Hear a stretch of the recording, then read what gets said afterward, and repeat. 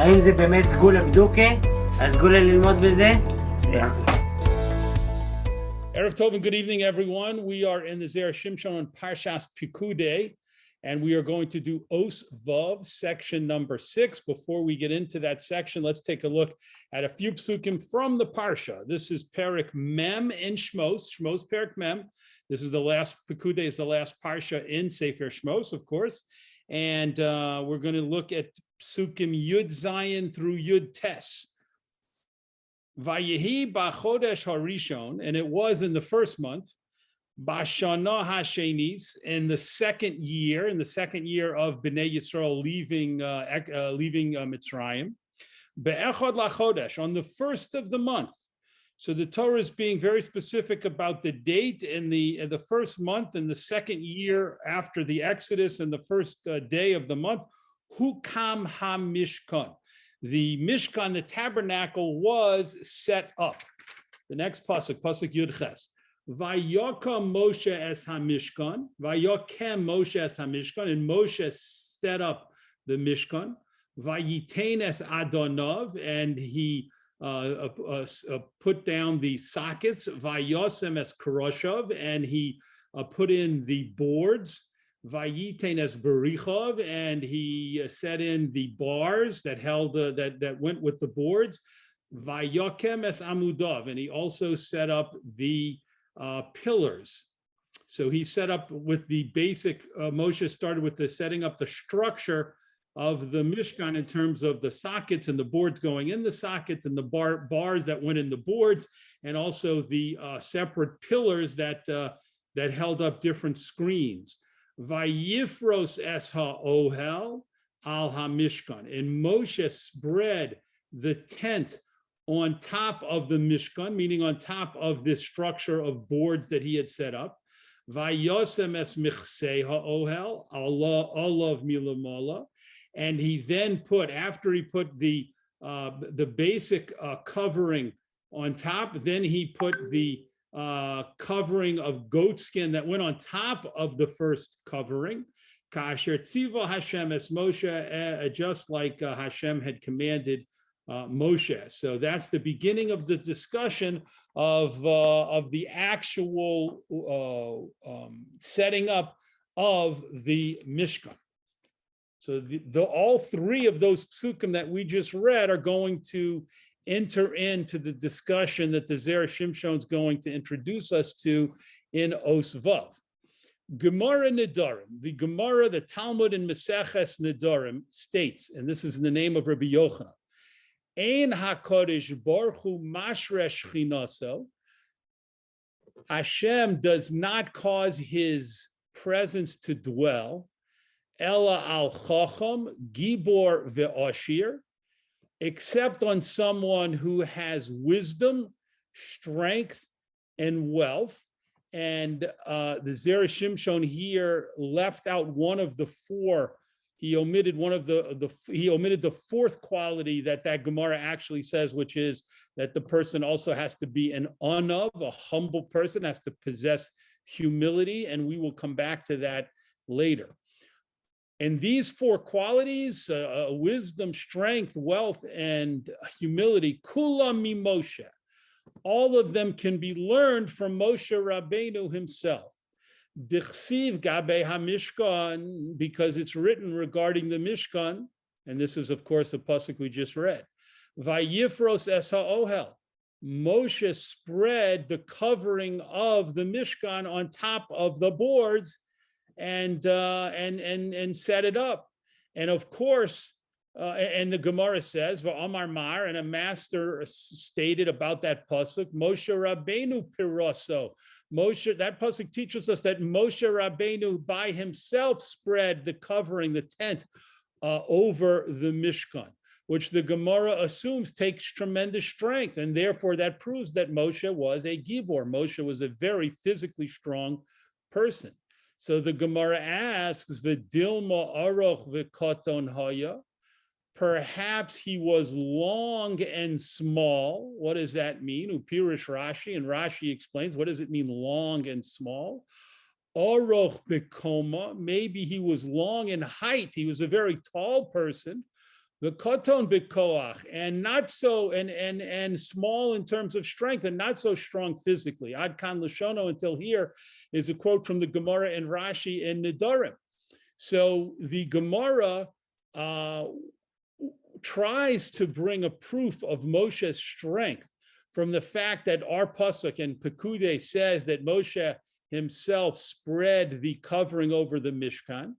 And then the Gemara says, no, maybe that just required a very tall person, because the height at the top of the boards was was 10 and a half amos, about 15 feet at least. So Moshe Rabbeinu definitely had to be very tall to be able to handle all of the work of putting the covering on top of the boards. However, perhaps he didn't have to be that strong. So the Gemara actually accepts that question. And in the Gemara, if you look there, it goes on to say, bring a different proof to Moshe's strength, which had to do with the luchos, with the tablets, which were carved from precious stones and were extremely dense. And they were very heavy. And Moshe not only had the strength to carry them, but he had the strength to throw them down and shatter them. So the Gemara ultimately brings a proof from that source that Moshe was very strong. But for the Zera Shimshon's purposes, he just wants to focus on this discussion about Moshe putting the covering on the Mishkan as a possible way of showing his strength. U'maharsha kosav b'shem harosh. And the Maharsha, a 16th century commentator on the Gemara, brings down one of the Rishonim, the Rabbeinu Asher, and brings down a question that Rabbeinu Asher asked on this Gemara. Lama lo mevi ha-Gemara shehaya gibor mikra hakodem. Why didn't the Gemara that we just looked at bring a proof to Moshe's strength from the previous pasuk? Dichsiv, because that pasuk said, Vayokem Moshe es hamishkan. You see the word Moshe is missing. Should be there. Vayokem Moshe es hamishkan. Moshe set up the Mishkan, meaning the previous pasuk before talked about Moshe putting on the covering, the tent, the ohel, talked about him setting up the boards. V'hakroshim ho yukvedim, and the krushim were very heavy. That's a very good proof of Moshe's strength. The Su and more. If the Gemara would have brought the proof of the boards, so then furthermore, leka lahakshos kidelael, then it would have dispensed with the question that it ended up asking about maybe Moshe was just very tall, but he wasn't very strong. So the Maharsha brings down this question of Rabbeinu Asher, of the Rush, in which the Rush asks what looks like a very good question on our Gemara in Nedarim that we started with, which is, why would the Gemara bring a pasuk about the Moshe putting up the covering, the ohel, the tent? Why not just quote from the previous pasuk about Moshe setting up the boards? Because they certainly were extremely heavy, and it wasn't just a question of height. It was an issue of strength, and that would have solved the problem. And we wouldn't have had, the Gemara wouldn't have had to deal with the question of maybe Moshe was just tall, but not so strong. Vihiksha alov, and now the Maharsha asked a question on the Rush. My parich, what is he asking? Dilma b'nes hoya. Perhaps Moshe's ability to set up the boards was miraculous. K'disamich le, as the pasuk says, near there, hukam hamishkan. That's the first pasuk we read. The Mishkan was set up. The Mishkan was established. The hukam me'elav mashma.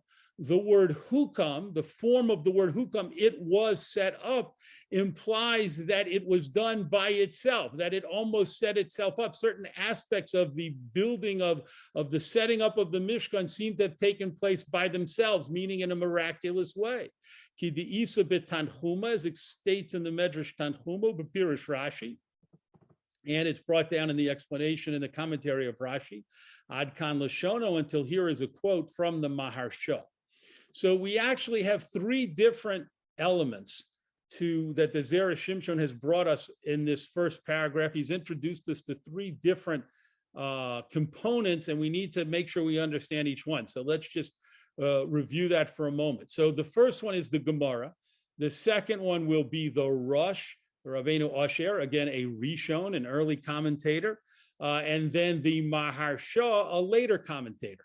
So let's take the Gemara. The Gemara states that for Hashem to cause his Shekhinah to dwell on a person and to give that person the gift of prophecy and to have that incredibly close relationship with a human being, that Hashem's Shekhinah is connecting with the person has to be have the quality, has to be a chacham, a gibor, an ashir, and as we said also an anav, the person has to have wisdom and strength and wealth and humility. That's what the Gemara said. Then the Gemara tried to bring a proof that Moshe had strength from the fact that our pasuk in Pikudei says he put the ohel, the tent, on top of the structure of the boards, and that was work that you needed to be certainly very tall and apparently very strong, seemingly very strong also to do. And then the Gemara said, no, maybe he wasn't so strong, but he was very tall, and so he was able to do it. And the Gemara kind of accepted that without putting up any further argument and moved on to bringing a proof of Moshe's strength from the luchos, from the tablets. So that's the Gemara. That's the component of the Gemara. Rabbeinu Asher asked a question, and he said, why did the Gemara even start by bringing the pasuk about Moshe putting on the tent covering? It should have started with it should have brought a proof from the previous pasuk that Moshe set up the boards, and the boards were very heavy. And the boards were something that only a very strong person could set up, and you wouldn't have the question, and then the Gemara wouldn't have been able to ask the question of perhaps Moshe was just very tall but not very strong, because to deal with the boards, which were 15 feet long, 10 amos, approximately 15 feet, and more than 2 feet wide, of very thick, strong wood, solid wood. You'd have to be definitely very strong, not just tall, to deal with them. So that's the Rush's question. Then we have the Maharsha, who asks on the Rush and says, what kind of question was the Rabbeinu Asher asking? Perhaps the ability of Moshe to set up the boards was done through a miraculous help. Moshe received help from a miraculous means from Hashem, from a divine source, to be able to set up the boards, as it says, Hukam HaMishkan, as the Zera Shimshon quoted from the pasuk, which already seems to imply that there was this divine assistance given to certain aspects, and perhaps that had to do with the boards. And so quoting that particular pasuk might not have demonstrated Moshe's strength. And that brings us up to where we are as we continue. So there's a time-honored tradition in commentaries to always try and defend earlier authorities from the challenges of later authorities. So the Zera Shimshon is going to step in here and explain why these Rabbeinu Asher's question, Rabbeinu Asher is the earlier authority, can be defended from the question of the Maharsha, the later authority. Let's look at the second paragraph. Uledidan, and according to our approach, ein kan kushya al harush. There is no question here on Rabbeinu Asher. That means the Maharsha's question on Rabbeinu Asher is not really a problem. She'afilu yad'inon bivadai shehaya gibor. Because even if we knew for sure that Moshe Rabbeinu was an incredibly strong person, man lemalon, who would ever tell us shemi shehu gibor yochol leharim levado elu hakroshim? Even if you're an incredibly strong person, who would argue that an incredibly strong person by himself could lift up these boards and manipulate them and move them and attach them? Shehayu kol kach kvedim, they were so heavy. And is it possible that someone would think that an individual who's a strong individual, he's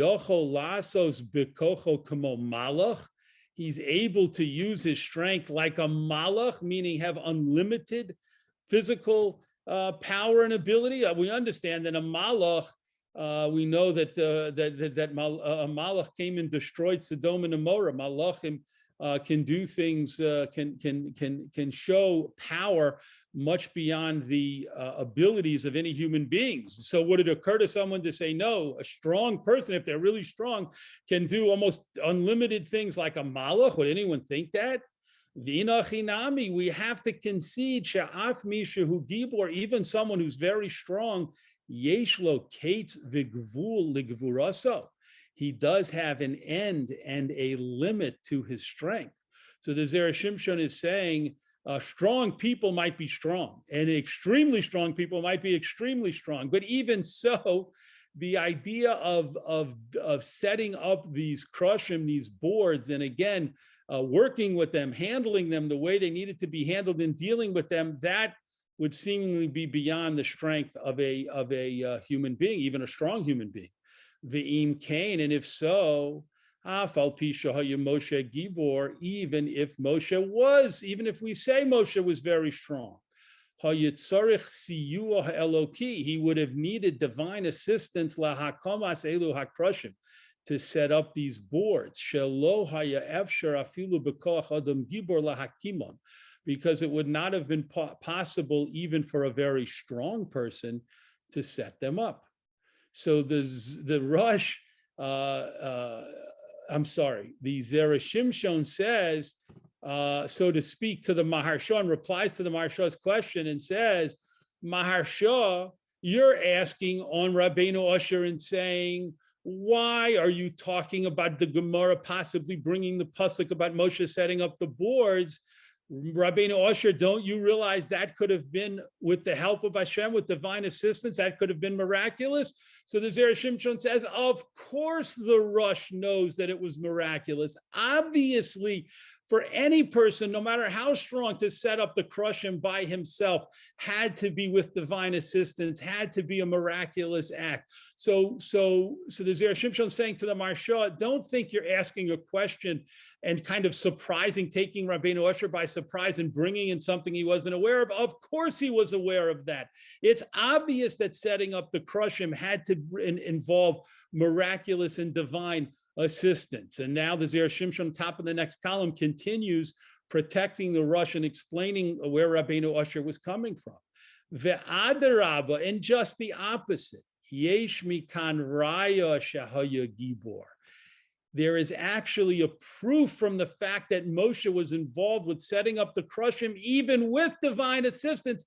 Even so, there's a proof that he was a very strong individual. Shahare Yadanu, because we know Shelo Olam HaKadosh Baruch Hu Oseh Maaseh Nisim, that when Hashem does miracles in this world, Hayoser Krovim El HaTeva, he does them in a way that is closest to the natural order. This is a principle that we've seen the Zera Shimshon bring down several times, that when Hashem does do a miraculous act in this world, he does it in a way, he prefers to do it in a way that is closest to the natural order, as opposed to doing it in a way that is so explicitly miraculous that it's as far as possible from the natural order. That's not generally Hashem's approach. Umin haro oihaya, and it was appropriate shayakim Betzalel es hamishkan. It would seemingly have been appropriate for Betzalel to be the one, not Moshe, but Betzalel, the designer and architect who we talked about, who the Zera Shimshon talked about in last week's section. It would have been seemingly more appropriate for Betzalel to set up the Mishkan. Shahamaschil b'mitzvah, because we have a rule, if someone begins doing a mitzvah, Omrim lo gemor, we say to that person, complete and finish the mitzvah. Since Betzalel was the one who was so directly involved with taking the materials that the people donated and constructing and organizing and designing and constructing everything, all of the elements of the Mishkan, all of the parts and components, shouldn't he have been the one to set it up instead of Moshe? V'lama dafka haya Moshe. So why do the psukim here in our parsha of Pikudei tell us that no, Moshe is the one who set it up the Mishkan? Elevadai tzarech lomar, but definitely we have to say She'im haya Betzalel hamekim, if Betzalel would have been the one to set up the Mishkan, hoil shelo haya gibor, since he shelo haya gibor, since he was not such a strong a person, haya tzarech nes gadol, it would have required even a bigger miracle. And it would have been, Betzalel setting everything up would have been completely out of the natural order because he had no particular physical strength. Betzalel was not known and was not a particularly physically strong person. He was brilliant in design and architecture and materials, but he was not a particularly strong person. We have no basis to say that. And therefore, it would have been a much bigger miracle, further from the natural order if Betzalel had set it up.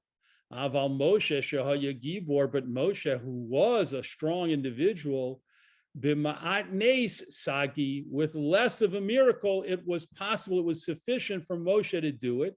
Ve'eno kol kachutz me'hateva, and it was not so distant from the natural order of things for Moshe, a very strong, powerful individual, to set up the Mishkan, even though, as the Zera Shimshon pointed out in the previous paragraph, even though Moshe and any human being would have required divine assistance to set up the boards and to do other things that were involved in erecting the Mishkan. So let's pause here.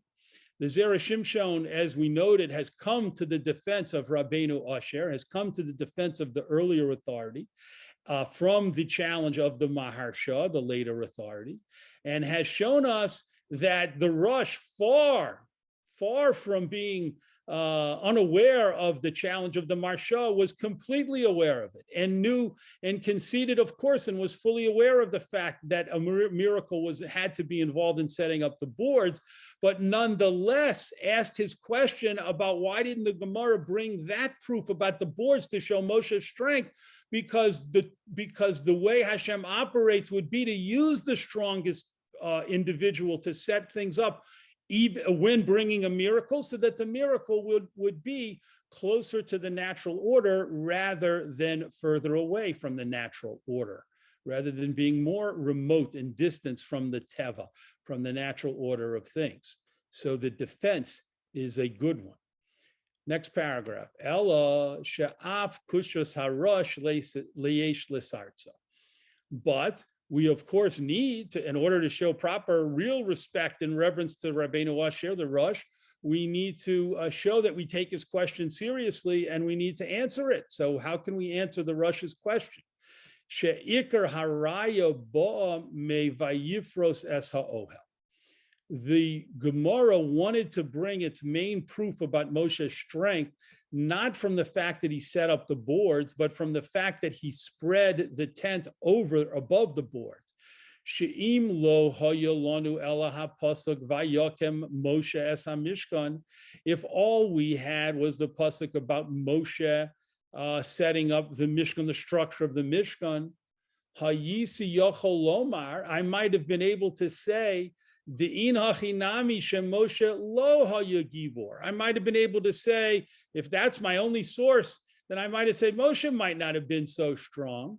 Ela sherotze hakodesh baruch hu, but Hashem wanted shegam hu yisasek b'melechas mishkan, that he would also be involved in the work of the Mishkan and the setting up the Mishkan. Meaning, perhaps Hashem's motivation to have Moshe set things up instead of Betzalel wasn't because Moshe was so strong that it would be closer to the natural order, which is the point that Zera Shimshon made in the previous paragraph, but rather because Hashem wanted Moshe to be involved in the setting up of the Mishkan. He didn't want Moshe to be excluded from the work of setting up the Mishkan. Moshe hori l'nesiyim min hashamayim, as we know from Chazal and teachings in the Midrashim, that Hashem brought down for the princes, the Nesiim, he brought down from Shemayim Avnei Hashoham ve'Avnei Hamiluim, the precious stones and the stones to fill in the breastplate. He brought these stones down from Shemayim for the Nesiim to use, in order that they would have extremely special things to donate towards the Mishkan. He didn't want the Nesiim to be left out, and so he granted them the miracle of receiving these precious stones so that they could donate them to the Mishkan. So too, Hashem perhaps would have given Moshe the miraculous gift of being able to set up the boards of the Mishkan in order that he could participate in the setting up of the Mishkan. Omnam, however, ata now, shekfar ksi vayifros es ha'ohel, but now that we have the pasuk that Moshe spread the ohel over the boards, im kain kvar asa Moshe chelko. So then Moshe already did his portion. He already was involved by spreading the covering. So why not let Bezalel do the rest of the setting up of the Mishkan? But definitely it must be because Moshe was the stronger individual, stronger than Bezalel, and therefore it was less miraculous. We needed less of a miracle, closer to the natural order. If Moshe set up the Mishkan entirely instead of involving Moshe in just a little part. So the Zera Shimshon here in this paragraph is saying to us that the way to answer, the appropriate way to answer the Rush's question is to point out that if all the Gemara had used was the pasuk that the Rush suggested about setting up the Krushim, then we might have thought that that had nothing to do with Moshe's strength, but rather with Hashem wanting Moshe to be involved in the setting up of the Mishkan, perhaps just that one thing, that starting action of setting up the structure. But then we see in the next pasuk that Moshe put the cover on. Well, if Moshe put the cover on and was going to do more activities of setting up the Mishkan, then it's not just a matter of Moshe doing one thing and Hashem giving a miraculous gift to be able to participate in one part. No, it's much more than that. Moshe is doing all of these activities because Hashem wanted to use the stronger individual, the man with the person with great physical strength, in order, as the Zera Shimshon said, for the miracles involved to be done in a way that is closest to the teva, closest to the natural order. And so with that, the Zera Shimshon has basically closed the points that he wants to make, but he adds on one last paragraph to take a different approach, a different alternative way of looking at things. Inami, alternatively, b'derech acher, with a whole different approach. The Dilma Moshe lo haya gibor. Perhaps Moshe was really not that strong. V'ha hanes al yedei Moshe, and the fact that the miracle of the setting up the Krushim was done through Moshe, lefisha haya yoser gadol koma me'acherim, is because he certainly was taller than other individuals. And in this way, the miracle of Moshe being able to set up the boards, you could say, was a miracle that was closer to the natural order, because the boards, as we said, were 15 feet long. So you not only needed to be strong, but you certainly needed to be tall. And maybe Moshe wasn't that strong, but he certainly was the tallest man around. And if the Gemara had brought the pasuk of Moshe setting up the structure of the Mishkan, the Gemara still could have asked its question, perhaps he was just really tall and not necessarily so strong. And so that's another way of answering the question that Rabbeinu Asher posed about why didn't the Gemara bring the pasuk of Moshe setting up the boards, and Zera Shimshon saying, had the Gemara done that, they still would have been able to ask the question that it ultimately asked about Moshe setting up putting on the covering, which is perhaps he was just very tall and not very strong, and that's why the Gemara didn't choose to bring that pasuk. I do want to take a moment just to go back now and discuss the very unusual statement that we started with from the Gemara in Nedarim, which states that Hashem only causes his Shekhinah to dwell on a person who is wise, strong, wealthy, and humble. Please do not forget that the anivos, the humility is one of the 4 qualities that the Gemara mentions. Again, even though the Zera Shimshon wasn't focused on that quality, so he left it out when he quoted the Gemara. And the reason I want to emphasize it is because a later commentator on the Gemara, the Ben Yehoyada, who's also known as the Ben Ish Chai, the great Sephardic leader of the Baghdad Jewish community in the 19th century, and the great Talmud commentator, he asked a question and he says, why is it, what's the relevance of a person having strength and wealth for Hashem to rest his Shekhinah on that person? Are those really qualities that we should connect to holiness and purity and spirituality, that Hashem would only rest his Shekhinah on a person because they have the wealth and the physical strength? He says that those don't seem to be midos, don't seem to be qualities that should be connected to Hashem Shekhinah resting on an individual.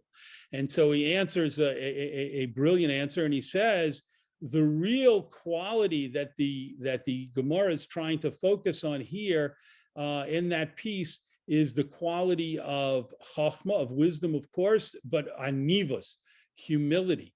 And why is it relevant to bring in strength and wealth? Because if a person is poor, and if a person is not only poor, but also very physically weak, then the fact that that person has humility is not such a great accomplishment. The person has not gone through, in all likelihood, any tremendous battles to develop his humility because he's a poor person, he's downtrodden, he is physically weak, and therefore it kind of is expected to some extent that he'll at least be a basically humble person because of his station in life. However, if a person is wealthy and a person is physically strong and they have those gifts, then for that person to be humble is very, very challenging, because the person can fall into the trap of all people who are given gifts like wealth and strength, and the person can feel it's about me, it's about what I can do. I'm able to do amazing things. I'm able to accomplish things. I have the physical strength. I have the wealth, and they're not going to be humble. They're going to be arrogant. It's likely that they'll be develop traits of arrogance and egotism. And so the Ben Yehoyada says, for a person like that to do the incredibly strong character development that individual would need to overcome the gifts of wealth and strength, and to become a truly humble person, that shows an extraordinary spiritual transaction and transformation. And that's a person that Hashem, in the circumstances that Hashem chooses, might cause his Shekhinah to dwell on them. And that, of course, is very much personified by Moshe Rabbeinu. Moshe Rabbeinu, it would have not been hard to understand at all if he had an extremely difficult time being humble, because he was such a gifted person in so many ways. And then not only was he gifted in terms of his personal qualities, but he grows up in the palace of Paro as a prince. And so he might have been one of the more arrogant people that we might meet in the Chumash and Tanakh. But no, the Torah testifies that he was an extremely humble person, because he had the incredible determination to develop his midos and his character traits, and he developed the anivus. And that's one of the things that led him to deserve the incredibly close and unique relationship with HaKadosh Baruch Hu. Yasher koach to everyone for joining us this week, and we look forward to learning in the Zera Shimshon again, God willing, next week.